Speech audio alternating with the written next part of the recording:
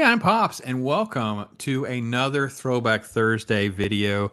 This one is True Romance, 1993. That's right. In 1993, Quentin Tarantino was the buzz of the town. That's right, Quentin Tarantino. No, he did not direct this, but he wrote it, and he sold this film to pay for and move forward on Reservoir Dogs, which actually came out in 1992. So by the time True Romance hit the theaters, he was already working on Pulp Fiction, which comes out in 1994. So imagine that in the middle of this run, Reservoir Dogs, True Romance, and Pulp Fiction. What an crazy little tent pole that kind of kicked off and launched his career.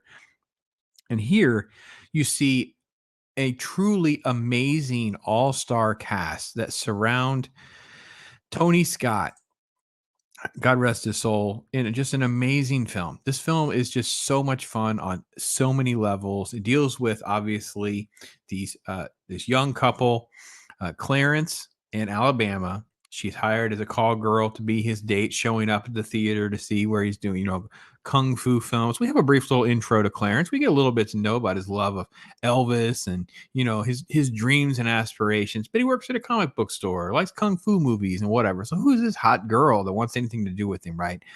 They have this fun time together, and she really just kind of falls head over heels for him. And he's, of course, kind of like the young, nerdy, needy kind of guy, and falls for her. It's like a quote true romance, right? And she's only been a call girl for a couple of days. So he decides he's going to go over there and take care of the situation and say, no, she's with me now. It, of course, gets violent. And you get to see Drexel. Now, Drexel is Gary Oldman. Now, Gary Oldman was told Drexel is a white guy who thinks he's black and he's a killer pimp. And Oldman laughed and took the role, and has to this day has said it's one of his favorite roles that he ever did. Truly amazing, right? And that kind of kicks things off, because when that goes sideways and they grab that bag, because he yells at the girl to get Alabama stuff, but he ends up leaving with the bag of cocaine, right? And the cocaine is tied to Sicilian mob, Blue Lou Boyle, and Blue Lou Boyle's concierge is Christopher Walken. And Clarence knows that this could go sideways, so he goes to see his dad. And I hadn't seen his dad in several years. Dennis Hopper plays the dad. And you have a nice little exchange. There's definitely some interesting, father-son conversations. And everything feels very authentic. Everything feels very, very real in this film. And then later when Walken has traced the steps from the scene where Drexel was killed, he has the ID, because obviously Drexel had pulled out Clarence's ID. He knew where the girl was, so that he had sent one of his guys to go get Alabama. So when the mafioso come up, they're tracing all the similar footsteps. Let's face it, Clarence is not good at this, right? So he's leaving breadcrumbs, which is what a novice probably would do, right?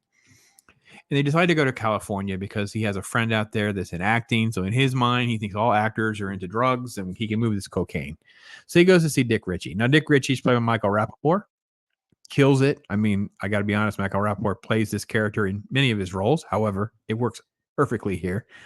His roommate, of course, is Brad Pitt as Floyd, who basically improvised most of his line. And it's truly a great role.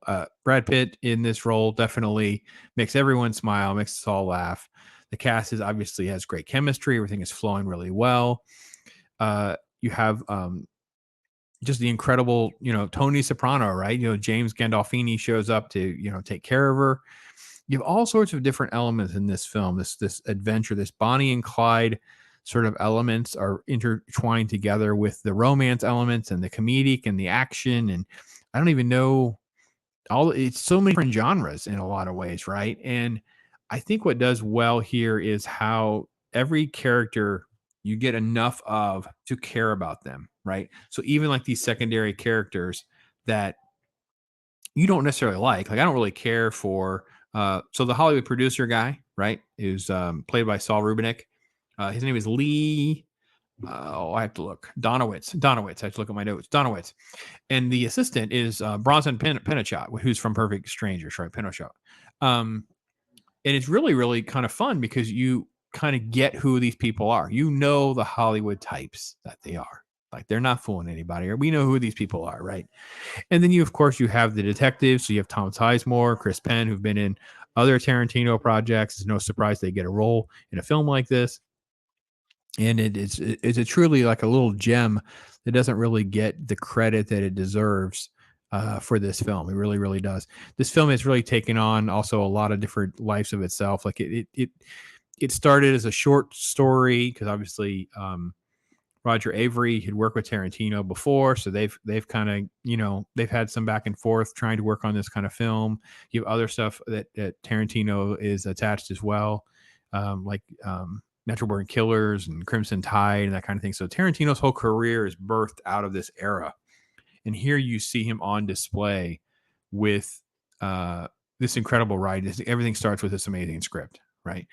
Now, I will say that everything really works in this film. And one thing I think that I noticed as I did a rewatch of this film was the little musical score for Clarence and Alabama has kind of stuck with me all day today. Hans Zimmer has this little music that is sort of like really, really an interesting like throwback to some other films and other work.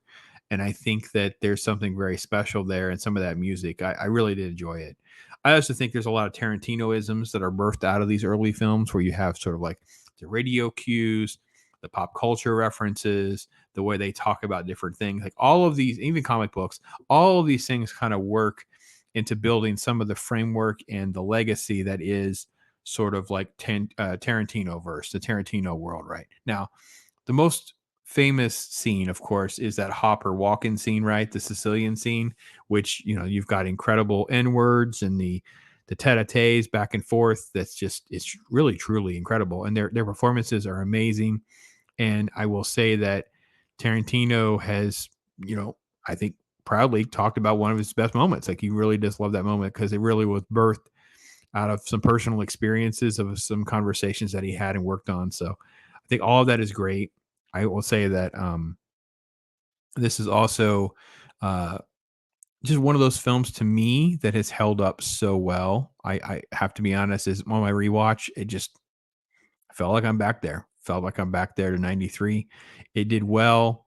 It probably is better that Tarantino didn't do it because it allowed him to have more control in his own voice for Reservoir Dogs, where something like this needed to have some of this bigger money put into it.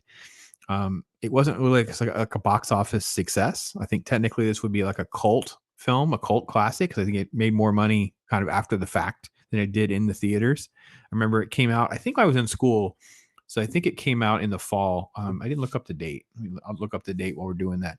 I didn't really even give any love for the main actors. I really do because Christian Slater and Patricia Arquette have amazing chemistry in this film. They really feel like a couple, and it really is kind of one of those things that you don't always get. That films sometimes have people thrown together. They have names. So Slater is big at the time.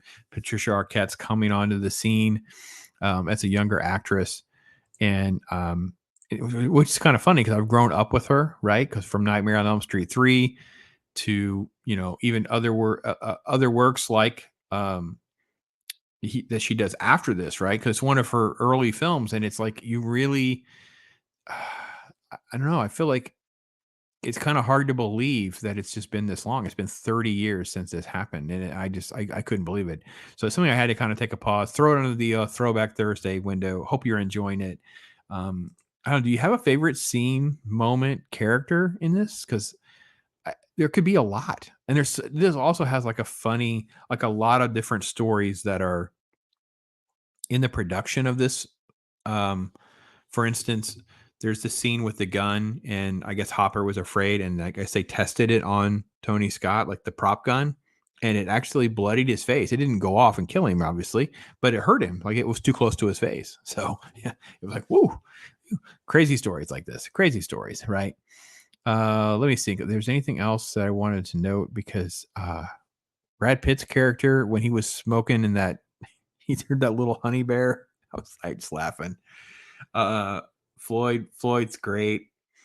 Gandolfini's great. That end shootout scene, perfectly executed. Just the faux movie elements of it all was just really, really great. I really, really enjoyed all of this, and to know that it has sort of like this special place in sort of like um, film lore of how Tarantino got started, like how everything sort of got kicked off and kind of moved forward. So, anyway, that's my thoughts on it. Love to hear yours. Thank you so much for watching. I am Pops.